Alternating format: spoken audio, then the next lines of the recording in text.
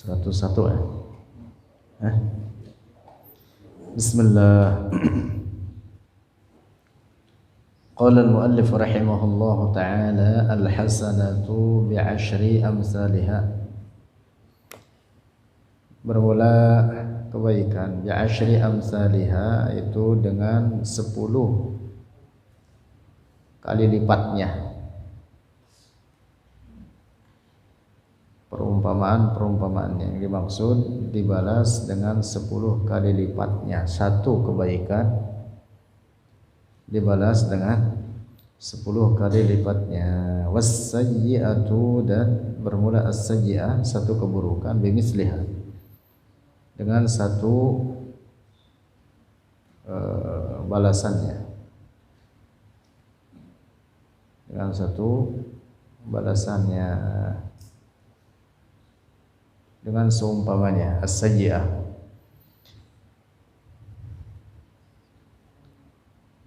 Qala Syekhu Al-Laqani rahimahullah, fas-sayyi'atu 'indahu bil misli wal hasanatu du'ifat bil fadli. Fas-sayyi'atu, maka as-sayyi'at, keburukan-keburukan, 'indahu, bagi Allah, bil misli, dengan seumpamanya, wal hasanatu du'ifat, dan kebaikan-kebaikan du'ifat itu digandakan atau dilipatkan, bil fadli, dengan sebab karunia Allah. Fas-sayyi'atu, maka as-sayyi'at jam'u sayyi'atin, itu jamak sayyi'ah. Wal muradu, dan yang dimaksud huna di sini, az-dzanbul muharramu, itu dosa yang diharamkan. Alladzi ya'maluhu, yang berbuathu akan az-dzanbu, al-'abdu, oleh seorang hamba. Fa inna jazaa'a dzalika, maka sungguhnya balasan demikian itu, az-dzanbu, 'indahu ay 'indallahi, bagi Allah, bil misli, dengan seumpamanya.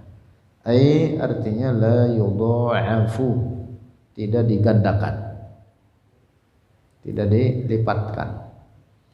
Qala ta'ala, berfirman Allah Ta'ala, wa man jaa'a bis sayyi'ati, dan siapa orang datang iaman bis sayyi'ati, dengan keburukan, fala yujza, maka tidak dibalas akan man illa mislaha, kecuali akan seumpamanya itu as-sayyi'ah.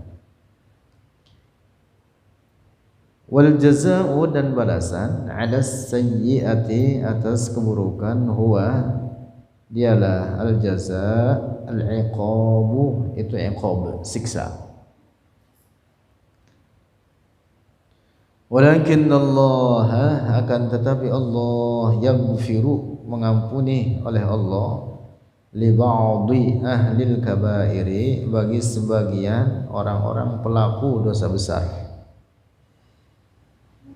Wala yu'adzibu, dan tidak menyiksa oleh Allah, kullaman mata, akan setiap orang yang mati, walaysa 'alaihi kabiratun, dan tidak ada atasnya, man mata, kabiratun, dosa besar. Jadi yang disiksa oleh Allah adalah sebagian para pelaku dosa-dosa besar, sebagian, tidak semua. Adapun yang memiliki dosa-dosa kecil yang kebaikannya masih jauh lebih banyak daripada dosa-dosanya tersebut, maka di akhirat selamat, tidak disiksa oleh Allah.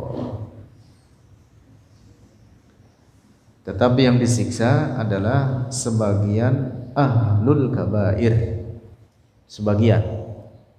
Oleh karena ada sebagian yang lain yang diampuni dosanya oleh Allah, walaupun mereka banyak dosa-dosa besarnya.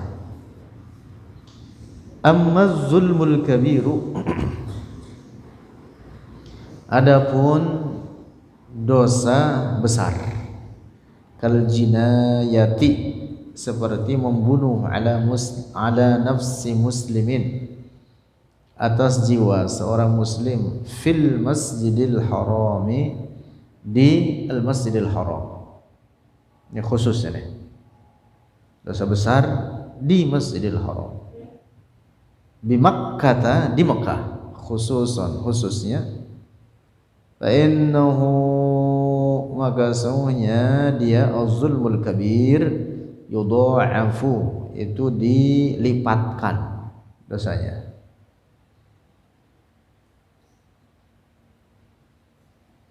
Ini ada rincian terkait perbuatan maksiat di Mekah atau di tanah suci, fil haramil makki, di tanah suci Mekah. Kalau dosa besar dilipatkan sebagaimana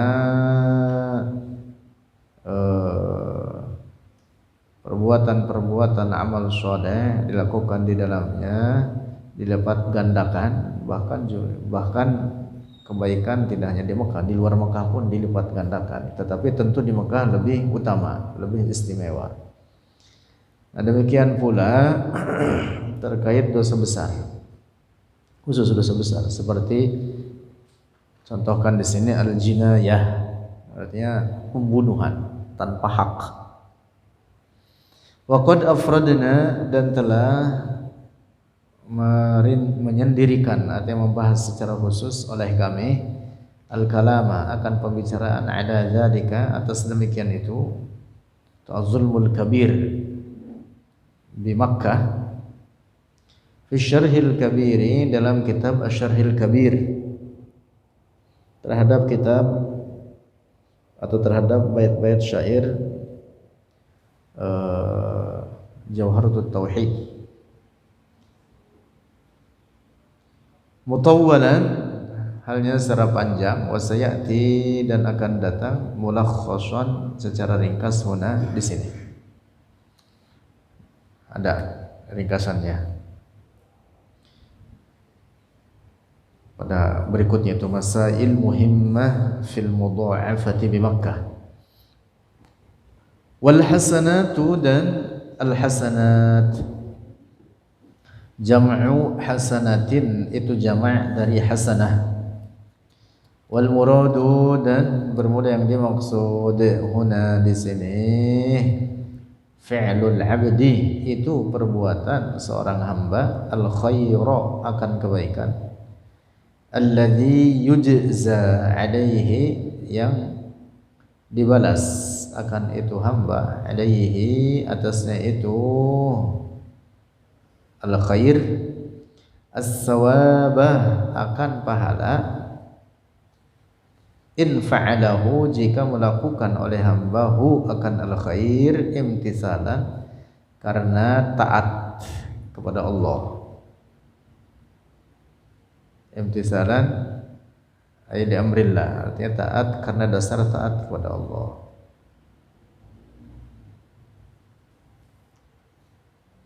Wa qad akhbarallahu ta'ala, dan telah memberitakan oleh Allah ta'ala bi annal hasanatil maqbulata, dengan sesungguhnya kebaikan-kebaikan yang diterima, qad du'ifat, benar-benar digandakan, lil abdi, bagi seorang hamba, alladzi, yang ya'ti, mendatangkan oleh al-abdi, biha, dengannya, al-hasanat. Fadha'afaha Allah, fadha'afaha, maka menggandakan ha akan al-hasanat, Allahu, oleh Allah, bil fadli, dengan karunia-Nya, ai bil karami wal 'ata'i minhu azza wa jalla, artinya dengan sebab kemuliaan dan pemberian, minhu, darinya Allah azza wa jalla, iz la yajibu 'ala Allah syai'un, karena tidak wajib atas Allah oleh suatu apapun. Jadi Allah Melipat gandakan pahala itu ada semata-mata karena karunia darinya, pemberian rahmat darinya. Karena Allah tidak memiliki kewajiban apapun. Qala Allah Ta'ala, berfirman Allah Ta'ala, man jaa'a bil hasanati, siapa orang yang datang dengan kebaikan, dengan satu kebaikan, falahu, maka baginya man jaa'a asyru amsalihha, 10 kali lipatnya. Itu al-hasanah, dibalas dengan 10 kali lipatnya, itu al-hasanah. Masya Allah. Nih, sini saya kasih faedah penting ini.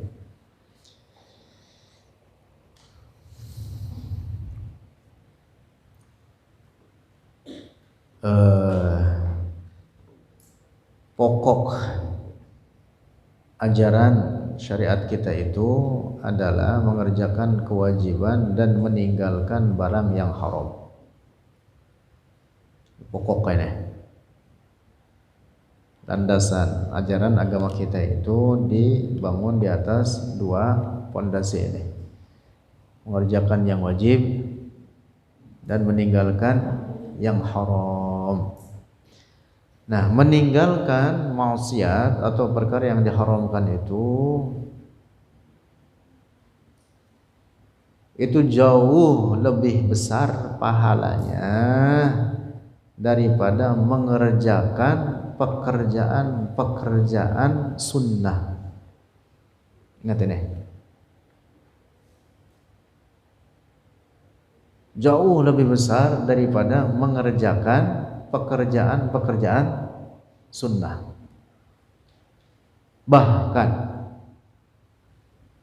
Bahkan seseorang yang meninggalkan maksiat walaupun dosa kecil karena takut kepada Allah, dasarnya itu karena takut kepada Allah, pahalanya lebih besar daripada 1000 rakaat salat sunnah. Penting ini, lebih besar daripada 1000 rakaat salat sunnah.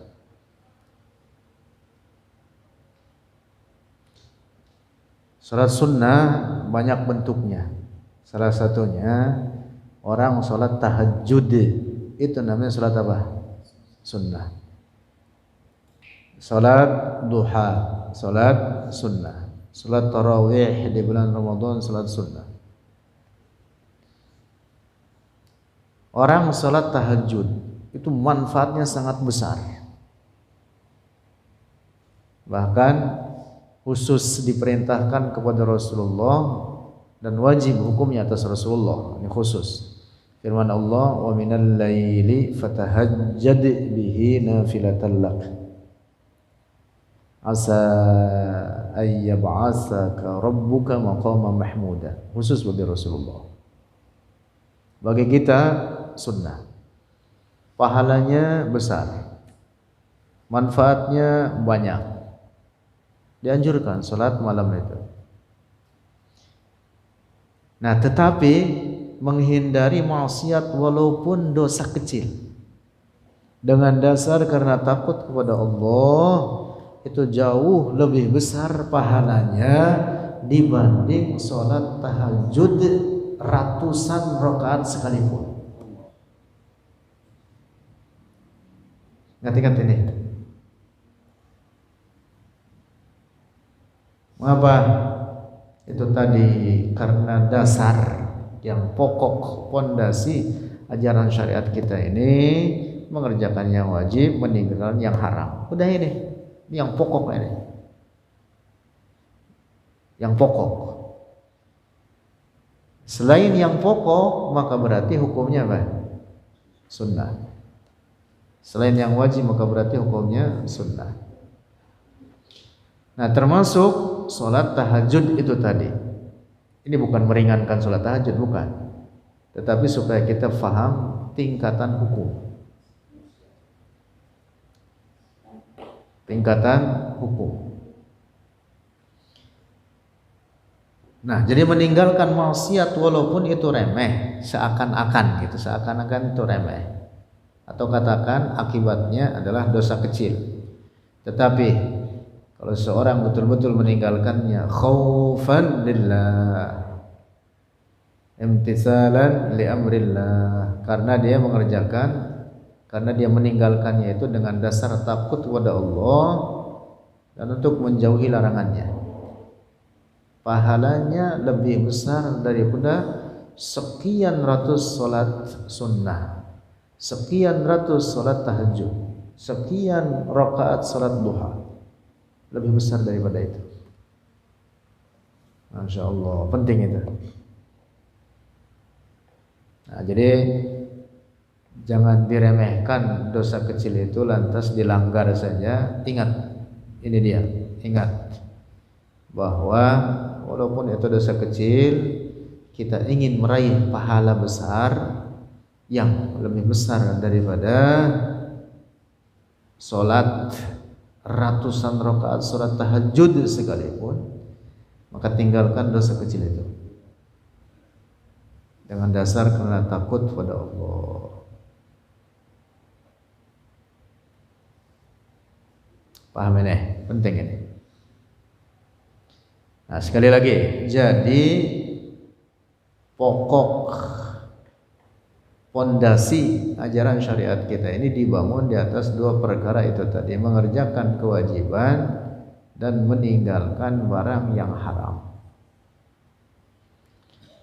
Nah, terkait mengerjakan kewajiban itu harus betul-betul kita bela. Betul-betul harus kita bela. Nah, kewajiban itu bertingkat. Kewajiban itu bertingkat. Tidak semua bentuk kewajiban dengan tingkatan yang sama. Ada yang disebut dengan aujabul wajibat, kewajiban yang sangat wajib, yang tingkatannya tertinggi. Ada wajib pertengahan, awsatul wajibat. Ada yang wajib tingkatannya rendah, adna al wajibat. Walaupun semuanya, baik yang tingkatan tinggi hingga tingkatan terendah, memiliki definisi yang sama. Wajib itu apa? Dikerjakan berpahala, ditinggalkan berdosa. Nah, tetapi kewajiban-kewajiban tersebut memiliki marotib. Memiliki apa? Marotib, tingkatan-tingkatan. Maka kita pun dalam mempraktekannya adalah harus tahu tingkatan-tingkatan tersebut. Nah, jadi dalam praktekannya harus tahu apa yang disebut dengan skala prioritas. Nah, itu apa itu? Makhluk apa itu? Kalau dalam istilah itu apa, bisnis apa itu? Jadi mana yang harus didahulukan? Ada istilah disebutkan para ulama, ibda bil aham summal muhim. Terkait kerjaan-kerjaan itu kan ada yang sangat penting, ada yang penting. Mana yang didahulukan? Yang sangat penting daripada yang penting. Terkait perkara wajib pun begitu. Apa yang paling wajib, tertinggi tingkatan wajibnya, maka wajib didahulukan atas wajib pertengahan atau bahkan wajib yang adnal wajibat. Paham ini? Nah, jadi jangan terkecoh. Apalagi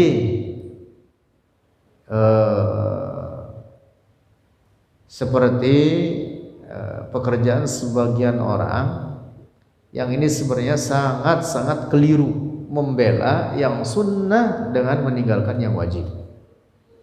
Dan di masyarakat kita model kayak gini nih banyak. Membela yang sunnah, meninggalkan yang wajib. Banyak gitu. Kasarnya orang begini ini keblinger alias tertipu. Demikian dinyatakan oleh siapa? Oleh Al-Imam Al-Hafidh Ibnu Hajar, yang merupakan kaidah. Beliau mengatakan apa? Man syaghalahul fardu 'anil nafli fahuwa ma'dzur. Siapa orang disibukkan oleh perkara wajib walaupun dia meninggalkan perkara sunnah, fahuwa ma'dzur, maka ini orang tidak berdosa, dimaaf. Tidak ada masalah dengannya. Tetapi man syaghalahu an-naflu 'anil fardhi fahuwa maghrur. Tapi kalau ada orang disibukkan dengan perkara sunnah dengan meninggalkan perkara wajib, maka ini orang apa? Maghrur. Apa maghrur? Tertipu. Nah, jadi kalau membela yang sunnah dengan meninggalkan yang wajib lah, itu udah jauh itu. Udah jauh itu, sangat apa namanya, lalai dan tertipu. Bahkan tidak hanya itu, perkara wajib pun kita harus tahu skala prioritas itu tadi. Paham ini? Dicontohkan oleh Imam Malik satu waktu di majelisnya saat beliau sedang mengajar murid-muridnya, para santrinya, kurang lebih seperti itu. Tiba-tiba terdengar azan. Lalu dari sekian jamaah itu tiba-tiba ada yang berdiri. Ditanya oleh Imam Malik, mau kemana engkau? Orang itu kemudian menjawab, Pak, mau sholat wahai imam. Sholat di awal waktu itu utama. Kata Imam Malik apa? Duduk engkau. Duduk, ini majlis ilmu jauh lebih utama daripada sholat di awal waktu. Paham ya? Jauh lebih utama, majlis ilmu itu lebih utama daripada sholat di awal waktu. Sholat di awal waktu itu bukan perkara wajib. Yang wajib itu adalah as-salatu ala waqtiha, sholat di atas waktunya. Umpama orang sholat isya jam 12, waktunya bukan? Waktunya tidak berdosa. Bahkan ada beberapa pendapat menyebutkan yang utama itu bahkan di waktu itu, pertengahan malam, khusus isya maksudnya. Umpama sholat zuhur jam 2:30, boleh tidak? Boleh. Itu namanya masih pada waktunya. Tentu yang utama adalah di awal waktu dan dengan cara berjamaah. Tetapi itu pun tidak wajib hukumnya. Mana yang lebih utama dan lebih wajib dengan menuntut ilmu semacam ini? Misalkan ilmu syara', tauhid, fikih, hadis. Menuntut ilmu lebih utama. Makanya kata Imam Malik, duduk engkau. Ini lebih utama daripada sholat di awal waktu. Ini wajib, itu sunnah. Nah, paham ini. Ini namanya apa? Maratibul ahkam. Karena ada sebagian masyarakat kita orang yang tidak faham maratibul ahkam semacam ini, lalu dia membela perkara-perkara yang itu tidak wajib di dalam syara', lalu dia meninggalkan kewajiban. Contoh, misalkan ada sebagian orang sedang ngajar, dosen. Begitu dengar azan, kita stop dulu, azan memanggil kita sholat. Ya, selesaiin aja.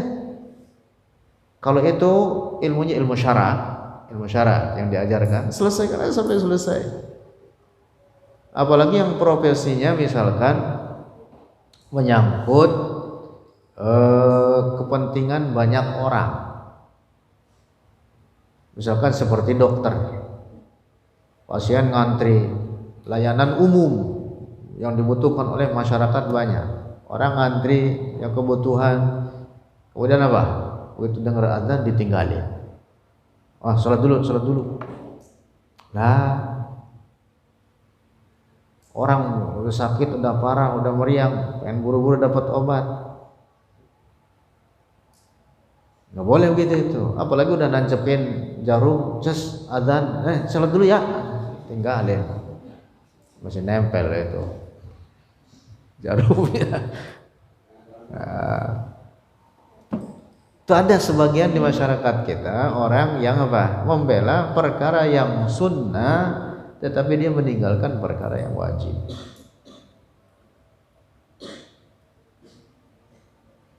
Mirip dengan ibu-ibu nganterin anaknya ke sekolah TK. Itu anaknya pakai jilbab, dirapihin tuh anak kecil umur 4 tahun, 5 tahun. Bagian ibunya pakai apa? Pakai baju you can see. Tahu baju you can see? Tahu soal? You can see my ketek. You can see my ketek. Baju apa? Baju tank top. Tank top ya? Ibu-ibu nggak tahu tuh baju tank top. Pada pakai baju tank top dia. Oke, celana leasing ketat. Udah gitu warna pendek lagi. Lah anaknya dirapihin sama dia. Lah justru yang wajib siapa? Ibunya. Anaknya mah umpama dia telanjang sekalipun kagak berdosa. Ya tentu kalau telanjang kebangetan. Anak-anak perempuan atau ya ibu-ibu di malam Ramadan berangkat dari rumah ke masjid-masjid mau sholat apa? Tarawih. Sholat tarawih apa hukumnya? Sunnah. Sholat tarawih hukumnya sunnah. Tapi begitu banyak yang berangkat dari rumah dengan pakaian ala kadarnya, tidak tertutup pada auratnya. Pakai apa? Pakai kutang doang. Terus pakai mungkin ada tuh kepalanya dibuka atau bahkan pakai celana pendek ke masjid. Kagak salat tarawih juga kagak berdosa, tetapi itu aurat wajib ditutup. Tuh gitu. Penting ini supaya paham namanya maratibul ahkam. Di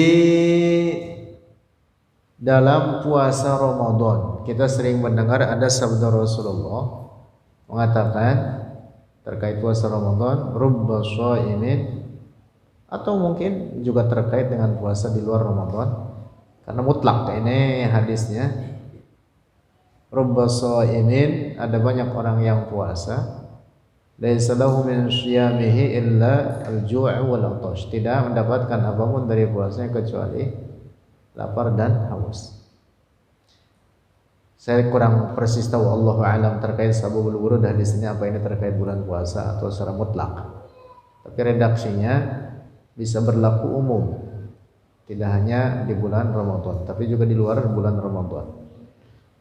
Wa rubba qa'imin laysa lahu min qiyamihi illa as-saharu, dan banyak orang yang bangun malam lalu dia tidak mendapatkan apapun daripada bangun malamnya itu kecuali dia begadang.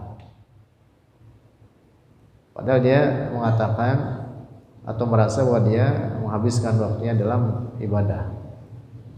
Mengapa Rasulullah sampai mengatakan begitu? Ada banyak faktor, salah satunya yang paling dominan adalah ketiadaan ilmu. Otomatis orang kalau tidak paham ilmu maka praktek ibadah menjadi sia-sia. Tidak paham ilmu yang dikerjakannya daripada praktek ibadah itu, maka ibadahnya bisa jadi akan ada. Itu tadi sia-sia. Lalu yang kedua, ada kalanya karena orang itu ketika mengerjakan kewajiban lalu di saat yang sama dia mengerjakan barang yang diharamkan, itu dapat menutupi pahala kewajibannya itu. Orang sedang puasa, lalu di saat yang sama dia mengerjakan barang yang diharamkan. Kalau puasanya itu puasa wajib, seperti Ramadan, lalu di siang hari dia mengerjakan perkara yang diharamkan,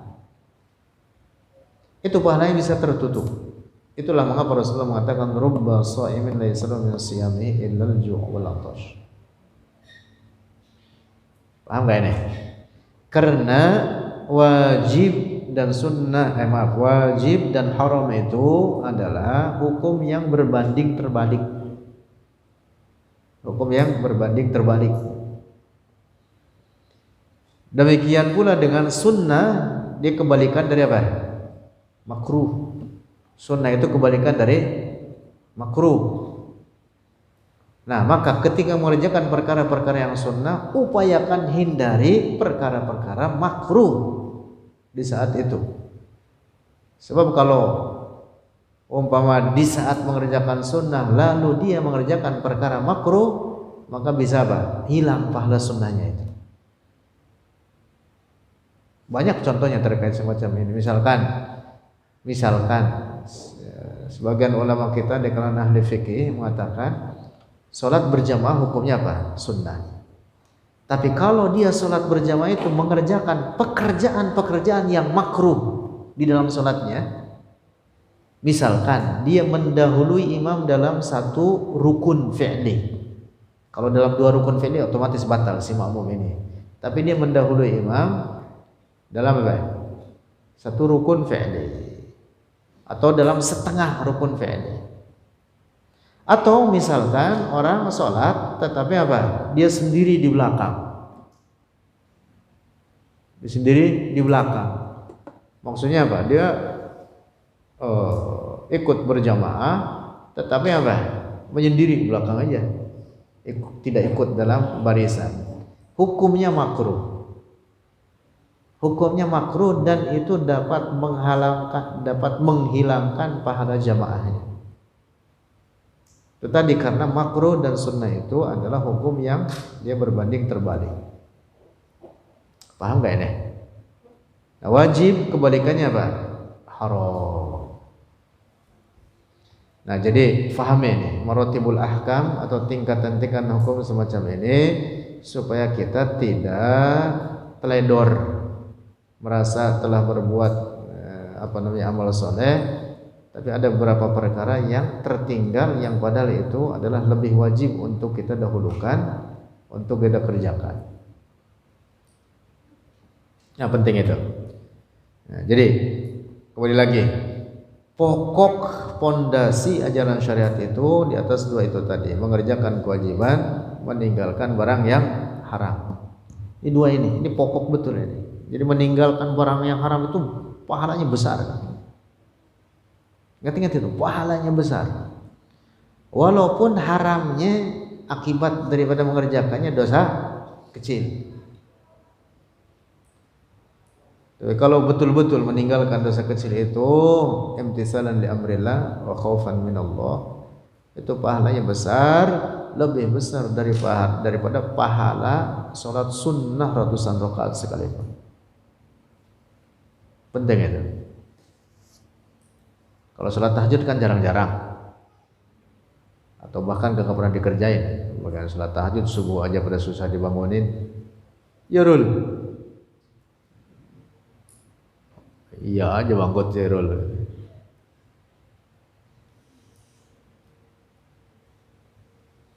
Yang pokok itu, yang penting kewajiban kerjakan, barang haram ditinggalkan. Nih yang pokoknya. Ini kalau udah dua ini aja udah betul-betul kerjaan mantul itu dah. Mantul soal itu. Nah iya. Sampai Rasulullah mengatakan begitu. Kata Rasulullah dalam hadis, laqad aflahar rajulu in shadaqa. Ada sahabat Nabi ngadep kepada Rasulullah, lalu dia bertanya, "Ya Rasulullah, apa sih barang-barang yang wajib itu?" Lalu oleh Rasulullah dijawab, barang wajib itu ini disebutin oleh Rasulullah. Terus ini sahabat tanya lagi, apa sih barang-barang yang haram itu? Lalu oleh Rasulullah dijawab, barang haram itu ini. Lalu kata sahabat ini, saya tidak akan menambahi dan tidak akan mengurangi. Udah, saya akan mengerjakan yang wajib tadi itu dan meninggalkan yang haram itu. Dia seakan-akan apa? Tidak berniat untuk mengerjakan yang sunnah-sunnah. Seakan-akan dia apa? Tidak ingin memperbanyak pahala dengan mengerjakan perkara-perkara yang sunnah. Hanya dia mengatakan gitu, oh, udah yang wajib aja saya kerjakan, yang haram saya tinggalin, udah itu aja dah. Pergi ini orang. Setelah pergi kata Rasulullah apa? Laqad aflahar rajulu in sadaqa. Itu orang benar-benar telah beruntung kalau dia benar dalam ucapan atau memegang teguh apa yang dijanjikannya itu, mengerjakan wajib, ninggalin yang haram. Karena emang itu pondasi dalam ajaran kita itu. Nah, begitu. Jadi ngerjain kerjaan-kerjaan sunnah jarang-jarang, udah barang haram aja tinggalin. Walaupun itu dosa kecil, dengan dasar takut karena Allah. Namun begitu tetap meninggalkan maksiat itu jauh lebih berat daripada mengerjakan kerjaan-kerjaan sunnah. Jauh lebih berat. Makanya dijanjikan seperti itu lebih besar pahalanya karena memang meninggalkan maksiat itu jauh lebih berat dibanding mengerjakan pekerjaan-pekerjaan sunnah. Bahkan lebih berat daripada mengerjakan pekerjaan-pekerjaan wajib. Pekerjaan wajib kan merasa itu wajib, sehingga harus dikerjakan. Tetapi meninggalkan perkara haram jauh lebih berat daripada mengerjakan pekerjaan yang wajib. Para ulama mengatakan begitu. Paham deh? Ini tingkatan hukum ini. Wallahu a'lam bishawab.